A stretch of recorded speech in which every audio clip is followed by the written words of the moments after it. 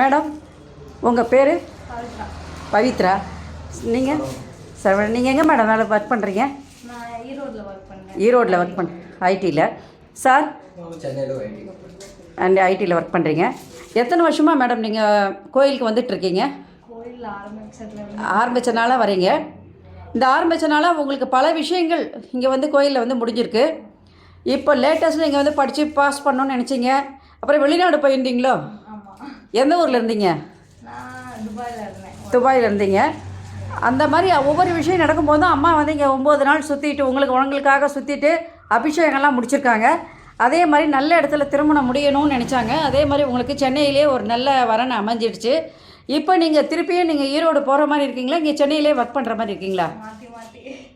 அது எப்படின்னு தெரியல, இது வரைக்கும் டிசைட் பண்ணல. ஓகே. நீங்கள் உங்களுக்கு திருமணம் ஆகி எத்தனை நாள் ஆச்சு? கரெக்டாக 1 வீக். ஒரு வாரம் ஆகுது. போன வியாழக்கிழமை உங்களுக்கு கல்யாணம் ஆச்சு. இந்த வியாழக்கிழமை நீங்கள் சாமியை பார்க்க வந்திருக்கீங்க. இப்போ தான் மாமியார் வீட்டுக்கு போகிறேன்னு சொன்னீங்க. ரொம்ப சந்தோஷமான விஷயம் இது உங்களுக்கு. இதுக்கு மாதிரி ஒரு சில விஷயங்கள் உங்கள் வீட்டில் முடிஞ்சிருக்கு இல்லையா? அம்மாவுக்கு ஆப்ரேஷன் முடிஞ்சதுன்னு சொன்னாங்க.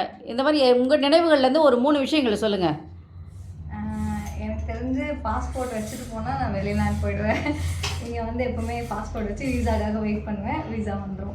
அதுதான் வீசா வந்து நீங்கள் வெளியூருக்கு 2-3 வாட்டி போயிருக்கீங்க. ரொம்ப சந்தோஷமான நிகழ்ச்சி. இந்த மாதிரி நிறைய பேர் வந்து வெளிநாடு போகிறவங்க எல்லாருமே இங்கே வந்துட்டு தான் போகிறாங்க. அதே மாதிரி திரும்பி வரும்போது சாமிக்கு ஏதோ ஒரு ஸ்வீட் அங்கேருந்து என்ன கொண்டு வராங்களோ அதை கொண்டாந்து வச்சு அவருக்கு ஒரு நன்றின்னு ஒரு வார்த்தை சொல்கிறாங்க. அதே மாதிரி தான் உங்களுடைய வாழ்க்கையிலும் நடந்திருக்கு. அதுக்கப்புறம் அம்மாவுக்கு உடம்பு முடியாமல் ஆப்ரேஷன் பண்ணாங்க. என்ன ஆப்ரேஷன் பண்ணீங்க?